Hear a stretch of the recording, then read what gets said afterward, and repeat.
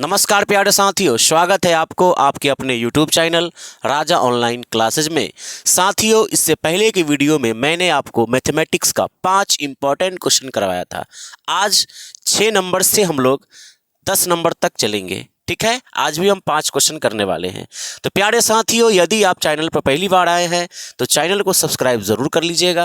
अगर आप इस वीडियो को लाइक नहीं किए हैं तो लाइक ज़रूर कर दीजिएगा और साथ ही साथ अपने सभी दोस्तों के साथ शेयर ज़रूर कीजिएगा। यदि इससे पहले का वीडियो आपने नहीं देखा, किसी कारण से मिस हो गया होगा, तो उसका लिंक इसी वीडियो के डिस्क्रिप्शन में है, आप उसे ज़रूर देख लीजिएगा और अपनी तैयारी को मजबूत कर लीजिएगा ताकि आपका एग्ज़ाम में प्रश्न एक भी न छूटे। ठीक है साथियों, चलिए तो देर ना करते हुए हम इस वीडियो को करते स्टार्ट। वीडियो के अंत तक आप जरूर बने रहिएगा और आपके लिए 6ठा नंबर क्वेश्चन स्क्रीन पर है। 6ठा नंबर क्वेश्चन देखिएगा, कितना अच्छा क्वेश्चन है। लिखा है कि किसी शंकु के आधार की त्रिज्या 7 सेंटीमीटर है एवं इसकी ऊंचाई 14 सेंटीमीटर है, तो इसके वक्र पृष्ठ का क्षेत्रफल क्या होगा। बहुत ही प्यारा क्वेश्चन, ध्यान दीजिएगा। आप जानते हैं बच्चों कि ये आपका शंकु है, ये शंकु है। शंकु का आधार कैसा होता है? तो वृत्ताकार होता है। अगर ये वृत्ताकार होता है तो इसका मतलब इसमें केंद्र होगा। यस सर, केंद्र होगा। और यहाँ से यहाँ की दूरी क्या कहलाएगी? त्रिज्या, जिसको आप आर लिखते हैं। ठीक है, और यहाँ पर इसको अगर आपने एक लंब डाला तो ये 90 डिग्री पर ये कटेगा। ठीक है, आगे समझिएगा। शंकु में एक क्वालिटी है। क्या क्वालिटी है? शंकु में क्वालिटी ये है प्यारे बच्चों कि इसमें 2 तरह का हाइट होता है। एक तो आपका तिर्यक ऊंचाई होता है, तिर्यक ऊंचाई, ठीक है, जिसको आप क्या बोलते हैं? स्मॉल एल बोलते हैं। और एक आपका सिर्फ ऊंचाई होता है। ठीक है, एक सिर्फ ऊंचाई होता है जिसे आप लोग क्या बोलते हैं? एच बोलते हैं। ठीक, बात समझिएगा। एक तो इसका आपका तिर्यक ऊंचाई है, ये तिर्यक ऊंचाई होता है जिसको आप एल बोलते हैं। ये एल आपका तिर्यक ऊंचाई है। और जो ऊंचाई होता है ना, ये आपका ये वाला पार्ट हो गया। आप देखेंगे तो यहाँ पर एक समकोण त्रिभुज का निर्माण हो रहा है, ABC समकोण त्रिभुज।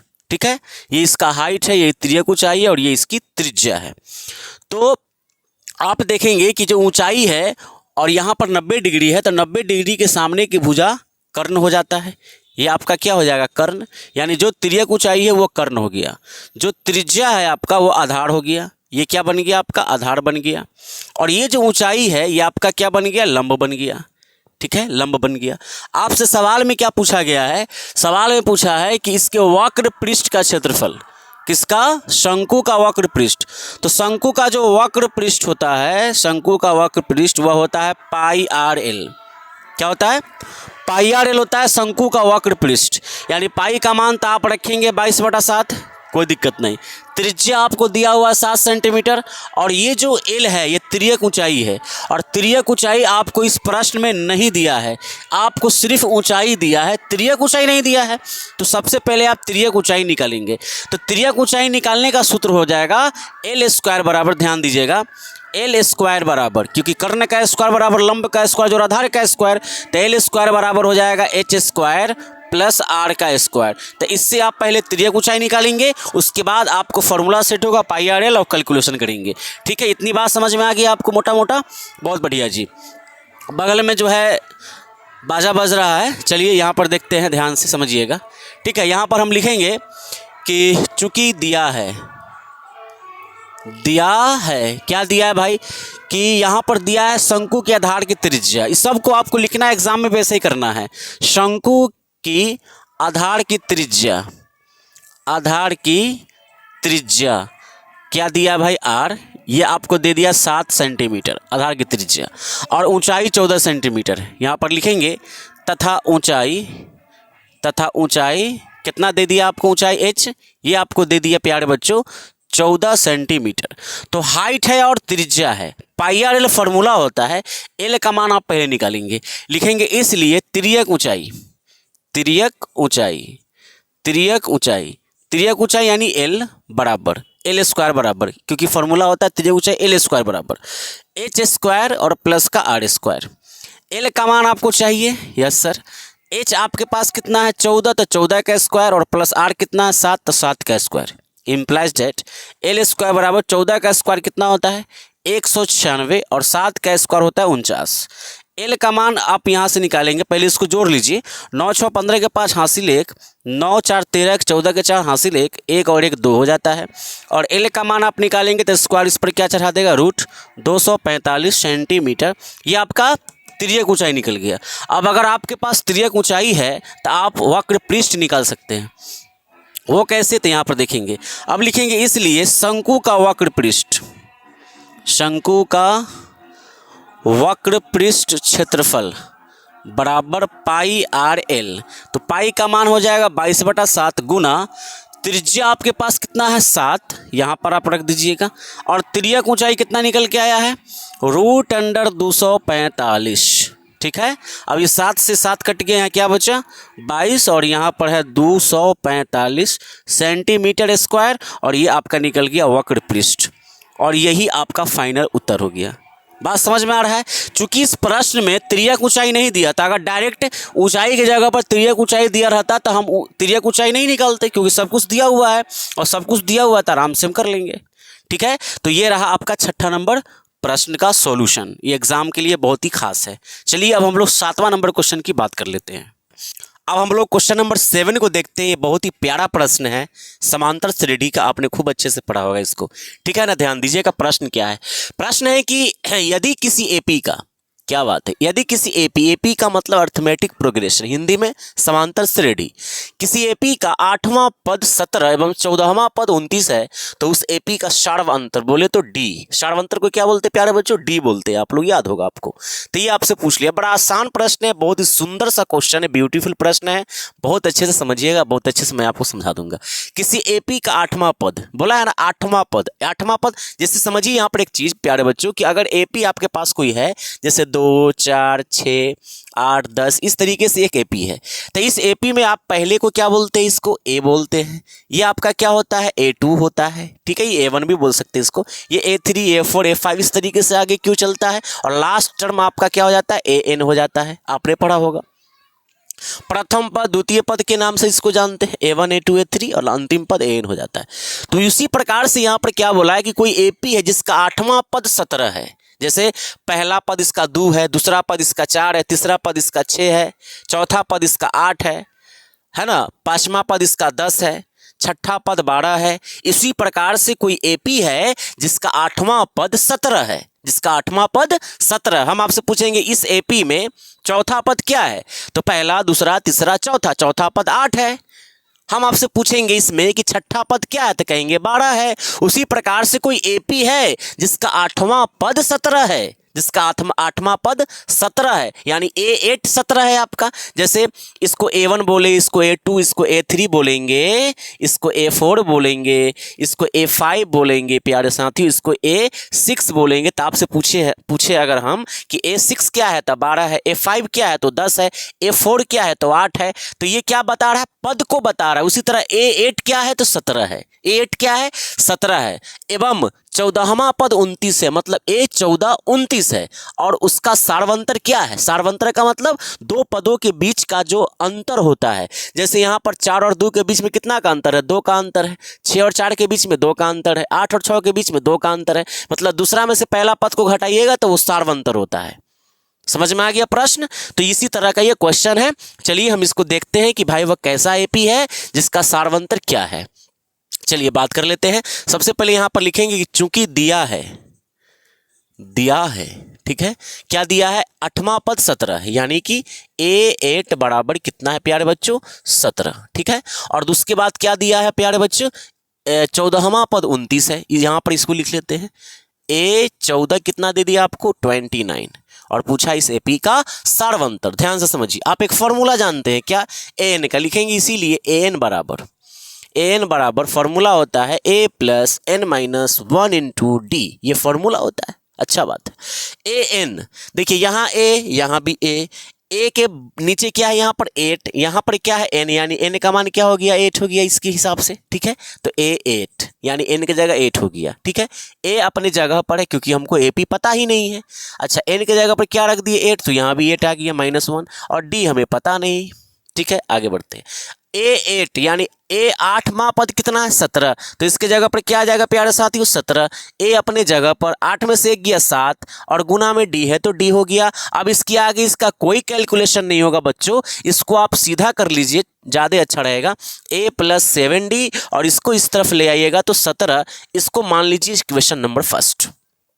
इक्वेशन नंबर फर्स्ट, अगर कोई प्रश्न आपको दिया एपी का जिसमें कहा कि ये पद वो है, यानी फलाना पद ढेकाना है तथा चिलाना पद ठेकाना है, ऐसे करके अगर दे दिया प्रश्न को, तो आप इसको एन का फॉर्मूला सेट कीजिए, एक इक्वेशन तैयार कीजिए। तो आपने ये देखा कि यहाँ से हमने एक इक्वेशन तैयार किया, ये प्यारा सा इक्वेशन आपको नजर आ रहा है, a + 7d = 17। उसी प्रकार से यहाँ से हम दूसरा निकालेंगे इक्वेशन और दोनों को हम सॉल्व करेंगे। फिर से आप इसको समझ सकते हैं वीडियो को पीछे करके, नहीं तो मैं आपको फिर से एक बार बता दूं कि a8 का मान 17 है, यानी 8वां पद 17 बोला है, 8वां पद 17 बोला है। तो हम जानते हैं n का सूत्र, n = a + n - 1 × d। तो देखिए इसमें तुलना कीजिए, यहाँ भी a, यहाँ भी a, यहाँ 8 इसके बगल में, तो यहाँ n है, यानी n की जगह पर 8 हो गया, तो यहाँ पर 8 रख दिए, n को हटाकर बराबर का बराबर, a का मान नहीं है रखने दिए a, प्लस का प्लस, n की जगह क्या रखे 8, तो यहाँ भी 8 हो गया, माइनस का 1 इंटू में d। a8 का मान कितना दे दिया है 17 के बराबर, तो इसको हटाया 17 चिपकाया बराबर a + 8 में से गया 7d और यहाँ इक्वेशन फर्स्ट हो गया। कोई दिक्कत प्यारे साथियों नहीं। उसी प्रकार से यहाँ पर हम लगाएंगे एन का फॉर्मूला, तो यहाँ लिखेंगे पुनः एन का मतलब यहाँ पर लगाएंगे एन = a + n - 1 इंटू का डी। कोई दिक्कत नहीं सर। a14 यहाँ पर लिखेंगे a14, इसी प्रकार से a अपने जगह पर है, n का मान 14 आया, माइनस का 1 इंटू में डी। a14 कितना के बराबर प्यारे साथी 29 के बराबर, ये दिया है। a + 14 में से 1 गया 13 बचेगा और ब्रैकेट में बाहर क्या है डी। तो इसको कर दीजिए आप समीकरण नंबर सेकंड। इससे अच्छा है कि आप इसको पहले सीधा कर ले इसी तरह से। ठीक है बच्चों, आगे बढ़ते हैं। इसको पहले लिख लेते a + 13d और बराबर में कितना आ जाएगा 29। ये समीकरण नंबर कितना आ गया सेकंड। ये आपका फर्स्ट इक्वेशन और ये आपका सेकंड इक्वेशन। अब बताइए एक बात, आप जो है दो चर वाले रैखिक समीकरण युग्म जरूर पढ़े हैं, क्लास 10th का ही चैप्टर है खूब अच्छे से। उसमें आपने x और y का मान निकालना सीखा है, x और y का मान। तो x के जगह पर a है और y के जगह पर d है, यानी यहाँ पर a और d निकालिए और आपसे सिर्फ d पूछा है, सार्वंतर का मतलब d पूछा है, निकल जाएगा। समीकरण 1 एवं समीकरण 2 को हल करते हैं। लिखेंगे यहाँ पर कि समीकरण नंबर 1 एवं 2 से तो समीकरण नंबर 1 आपके पास ये रहा a + 7d = 17 और सेकंड क्या है a + 13d और बराबर का 29। लुप्तीकरण विधि लगाइए, आराम से कट जाएगा ये तुरंत। बात समझ रहे, लुप्तीकरण विधि से मतलब माइनस बदलिए, यहाँ पर ये प्लस माइनस हो जाएगा, इसका प्लस माइनस हो जाएगा और ये कट गया। कटने के बाद 13 में से 7 घटेगा तो माइनस का 6d बराबर यहाँ 29 में से 17 घटेगा। 29 में से 17 घट रहा है, यानी 9 में से 7 घट रहा है तो 2 बच रहा है और 2 में से 1 घट रहा है तो 1 बच रहा है, यानी माइनस में बच रहा है। अब यहाँ पर आप देखेंगे तो माइनस से इस माइनस को कर दीजिए अलविदा, तो यहाँ पर क्या बचेगा d बराबर, इधर बच गया 12 और नीचे आ गया 6। 6 से इसको आप काट दीजिए 2 बार में, तो प्यारे बच्चों d का मान आपको उत्तर आ गया 2। d का मान कितना आ गया 2, 6 दूना 12, 2 आ गया। और यही आपसे पूछा था कि भाई साहब यदि कोई एपी का 8वां पद 17 और 14वां पद 29 है तो उस एपी का सार्वंतर 2 है, उस एपी का सार्वंतर 2 है। बस इतना ही पर छोड़ देना है, आपको इसके अलावा कुछ करने को ही नहीं बोला। अगर आपसे कहता रहे इसी प्रश्न में कि उसका सार्वंतर तथा पहला पद क्या होगा, पहला पद मतलब a का मान, a को ही पहला पद या a1 बोलते हैं उसको, तो अगर पहला पद भी बोलता तो बस d का मान उठाकर समीकरण 1 में डाल देते चाहे 2 में डाल देते, तो यहां से a निकल जाता, आराम से काम खत्म। ठीक है, तो ये रह गया इसका। तो अब हम चलते हैं क्वेश्चन नंबर 8 की ओर। क्वेश्चन नंबर 8 की ओर चलते हैं। बहुत ही प्यारा क्वेश्चन, बहुत ही आसान प्रश्न, और ये सबसे अच्छी बात ये है कि ये क्वेश्चन पहला चैप्टर का है, यानी कि वास्तविक संख्या का है। जी हाँ, वास्तविक संख्या में आपने पढ़ा होगा मसा निकालना, और मैं आपको बता दूं ये जो प्रश्न है इतना अच्छा है जिसका जवाब नहीं। और ऐसा प्रश्न अगर दिखाई देगा तो हम छोड़ना मत उसको। देखिए क्या लिखा है, यूक्लिड विभाजन एल्गोरिथम के प्रयोग से 255 एवं 867 का मौसन निकाले।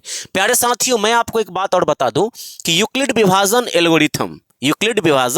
एल्गोरिथम एक ऐसा प्रयोग है, एक ऐसा विधि है जिसकी सहायता से केवल 2 धनात्मक पूर्णांकों का मौसन निकाला जाता है। क्या निकाला जाता है? मौश यानी HCF, जिसको आप बोलते हैं महत्तम समापवर्तक। बोलते हैं कि नहीं? बचपन में आपने खूब अच्छे से भाग लगा कर बनाया था, उसी तरह बनाना है। बचपन में जो बनाया वही 55 की उम्र में बनाना है।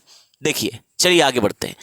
ये याद रखेंगे आप, सिर्फ ये जो विधि है ये सिर्फ मशा के लिए उपयोग होता है। ये सवाल एग्जाम में पूछा भी जाता है कि यूक्लिड विभाजन एल्गोरिथम निम्नलिखित में से किसे परिकलित करने की एक विधि प्रदान करती है? मशा, लौसा, दोनों, इनमें से कोई नहीं, तो आपका उत्तर मशा होना चाहिए। ठीक है, चलिए आते हैं, ध्यान दीजिएगा। लिखेंगे यहां पर कि दिया गया है। क्या दिया गया भाई? दिया गया संख्याएं, ऐसे लिखिए, दिया गया संख्याएं। ठीक है, दिए गए ज्यादा अच्छा रहेगा यहां पर। दिए गए संख्याएं क्या क्या है भाई मेरे? 255 एवं 867। ठीक है, अब भाग लगाना है आपको। क्या लगाना है प्यारे बच्चों? भाग लगाना है। अब भाग लगाने तो आता है, मौसा कैसे बनाते हैं? बचपन में कैसे बनाए थे वैसे ही बनाइए। छोटी संख्या से भाग लगाइए बड़ी संख्या में। तो आप लिखेंगे इसलिए 255 छोटा है तो ये बाहर चला गया और 867 अंदर रहेगा और भाग लगा दीजिए। अगर आप इसको भाग लगाएंगे 255 से 867 में तो पता है कितनी बार भाग जाएगा? जरा एक बार गुना करके देख लेते हैं। 255 को अगर हम भाग 4 से लगाएं तो बहुत बड़ा हो जाएगा। 3 से ही लगाते हैं, ठीक रहेगा। 5 15 हासिल 1, 5 15 16 के 6 हासिल 1, 3 दूना 6 और 1 7, 765 यहाँ पर लगा देंगे हम 3 बार में। 765 एकदम इत्मीनान से अच्छे से बनाइएगा। और एग्जाम में ऐसी बनाना है, फिर चरण लिखने के लिए मैं आपको बताऊंगा। 7 में से 5 गया 2, 6 में से 6 गया 0 हो जाएगा और 8 में से 7 घट के 1 आ जाएगा। ठीक है, अभी शेष आ गया, ये घिराएगा, यहाँ से उतर जाएंगे 255। कोई दिक्कत यहाँ तक नहीं सर। अब 102 है, यहाँ पर 255 है, कितना बार में भाग जाएगा? 2 बार में चला जाएगा भाई। तो 2 दूना 4 हो जाएगा, ये 0, 2 एकम 2, 2 से 4 हो जाएगा, ये 1 घट के आ गया, ये 5 आ गया और ये आराम से ना निकल चला गया। 51 से भाग लगाएंगे, कितना है प्यारे बच्चों? 102 में। 102 में तो 51 दूना ही 102 होता है भाई। 50 दूना 100, 51 दूना 102, 2 एकम 2, 5 दूना 10 और ये प्यारे बच्चों ये सब कुछ कट गया। लास्ट में किससे कटा? ये 51 से। यही आपका मौसा होगा। तो आप फिर इसको अब इतना जब काम कर लेंगे, इतना काम कर लेने के बाद एक इंपॉर्टेंट पॉइंट आपको लिखना है, चरण। क्या लिखना है बच्चों? चरण लिखना है। चरण नंबर फर्स्ट क्या लिखना है चरण में? सबसे पहले यहाँ देखिए, ये बीच में क्या है? 867। आप लिखिए यहाँ पर 867 बराबर इसका गुना इससे, यानी 255 गुना 3 प्लस शेष जो आया है, आपने पढ़ा होगा यूक्लिड विभाजन प्रमेयिका में, a बराबर बी क्यू प्लस आर। तो बीच वाले को a बोलते हैं, इसको आप b बोलते हैं, इसको आप q बोलते हैं और इसको r बोलते हैं। तो डायरेक्ट इसको लिखने की जरूरत नहीं है, डायरेक्ट आप लिख सकते हैं 255 गुना 3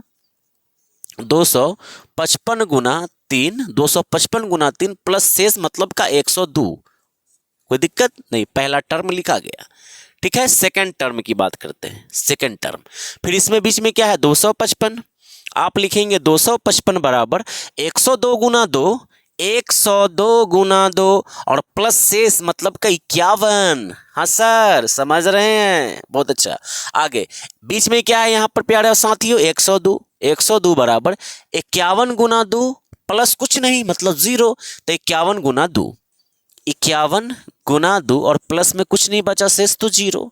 ये चरण आपको लिखना होगा, ऐसे लिखना होगा, ये स्टेटमेंट लिखना होगा।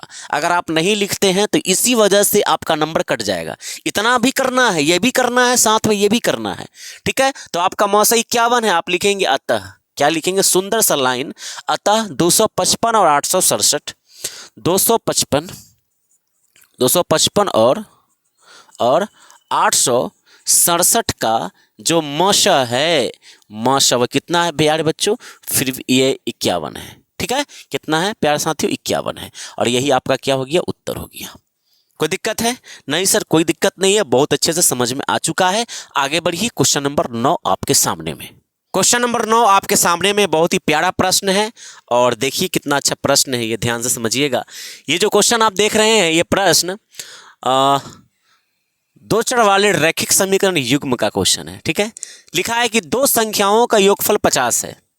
दो को संख्या जिसको जोड़ने पर 50 होता है, कोई भी हो सकता है भाई मेरे, 30-20 भी हो सकता है, 40-10 भी हो सकता है भाई, जोड़ने पर 45-5 भी हो सकता है। ठीक है, 25-25 भी हो सकता है। तो कौन संख्या हम ढूंढ लेंगे, पहले प्रश्न पढ़िए। दो संख्याओं का योगफल 50 है एवं उसमें से एक संख्या दूसरी की 7/3 गुनी है, तो संख्याएं ज्ञात करें। ठीक है, देखिए प्रश्न, पहले सबसे पहले आपको पता नहीं कि संख्या कौन कौन है, तो गणित में आप तो मान के चलते हैं कि नहीं। चलिए लिखते हैं, लिखेंगे यहां पर कि माना दो संख्याएं, जो आपने कहा उसको आप मानिए। माना दो संख्याएं x तथा y है, x तथा y है। मतलब जिन दो संख्याओं को आप खोजना चाहते हैं उसको आपने एगो को x माना, दूसरा को y। मतलब दोनों संख्याओं का योग किसके बराबर है? 50 के बराबर है। आप लिखेंगे इसलिए प्रश्न के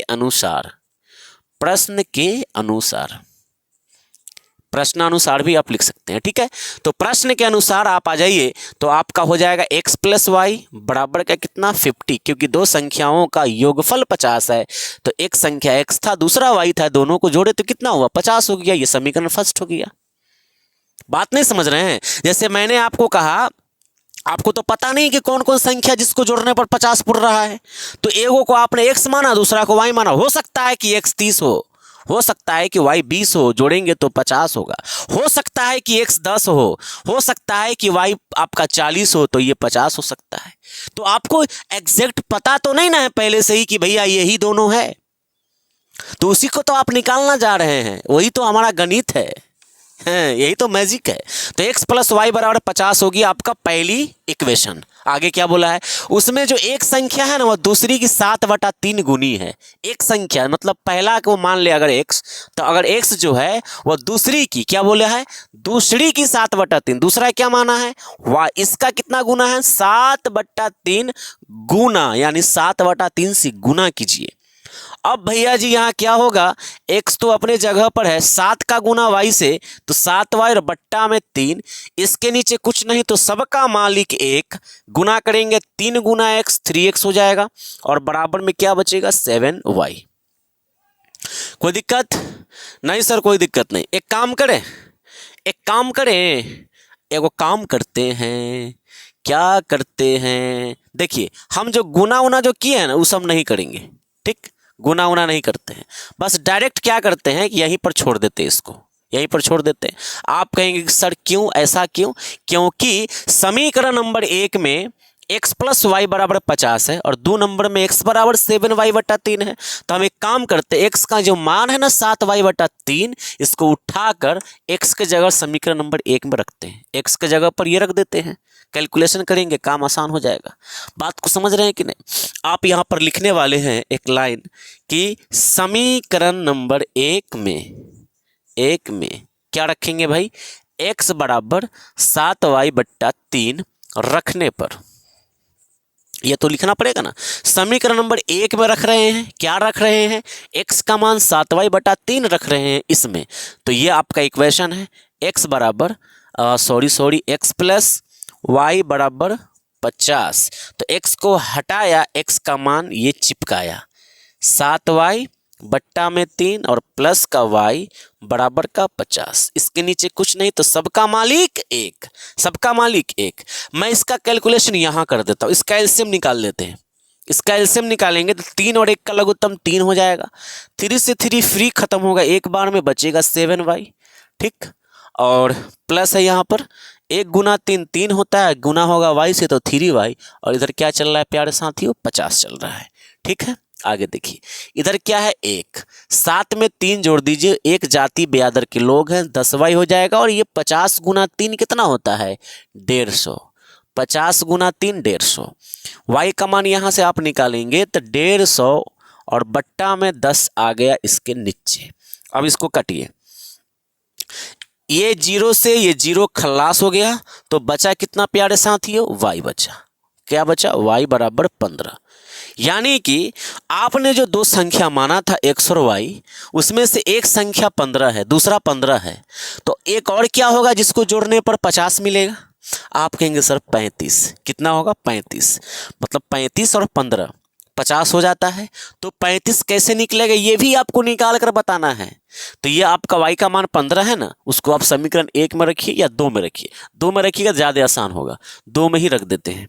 तो आप यहाँ पर ये जो आपका y का मान 15 आया है, इसी को आप रखेंगे कहाँ, समीकरण नंबर 2 में डायरेक्ट रखेंगे, कैलकुलेशन आसान हो जाएगा। हालांकि 1 में भी रख के आंसर ले सकते हैं आप। यहाँ पर लिखेंगे समीकरण नंबर 2 में y बराबर 15 रखने पर, पता है ये भाषा लिखना पड़ता है साथियों, क्या करेंगे, लिखना ही होगा। x बराबर क्या है 7y और बट्टा में 3, implies that x is equal to 7 गुना y की जगह पर 15 और बट्टा में कितना है 3। अब देखिए ये 3 से ये 15 कितना बार में गया, 5 बार में।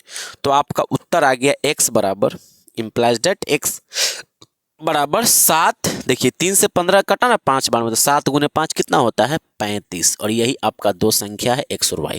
लास्ट में आप लिख सकते हैं, अतः दो संख्याएं 15 और 35 है। ठीक है, तो ये रहा आपका 9 नंबर क्वेश्चन का सॉल्यूशन। बहुत ही अच्छा लगा होगा आपको। चलिए हम लास्ट क्वेश्चन करते हैं आज की इस वीडियो का, क्वेश्चन नंबर 10। आज की वीडियो का लास्ट क्वेश्चन बहुत ही जबरदस्त क्वेश्चन अभी तक का। जी हाँ, ये प्रश्न जो है आपके सामने में जो दिख रहा है, ये प्रश्न द्विघात समीकरण का है। ठीक है, द्विघात समीकरण का। देखिए क्वेश्चन है कि p के किस मान के लिए, यानी p का मान निकालिए जिसके लिए द्विघात समीकरण 3x² minus 5x plus p बराबर 0 का मूल समान होगा। ये समीकरण दिया, इसमें p का मान आपसे पूछा है, जिसके लिए शर्त क्या है कि मूल समान है। यानी इसका हल जो होगा ना, क्योंकि द्विघात समीकरण है तो इसके दो हल निकलेंगे कि नहीं, आपको पता भी होना चाहिए। तो दो हल निकलेंगे तो दोनों हल बराबर होगा, यानी कि एगो 2 निकला तो दूसरा भी 2 निकलेगा, एगो 5 निकला है तो दूसरा भी 5 निकलेगा। तो कैसे इसको पहचानते हैं जरा ध्यान दीजिएगा। समान जब मूल हल बराबर होता, मतलब मूल जब समान होता है, तो इसके लिए शर्त क्या, आपको मैंने एक चीज बताया था, विवेचक, शायद आपको याद होना चाहिए। चूंकि यहां पर लिखेंगे दिया गया द्विघात समीकरण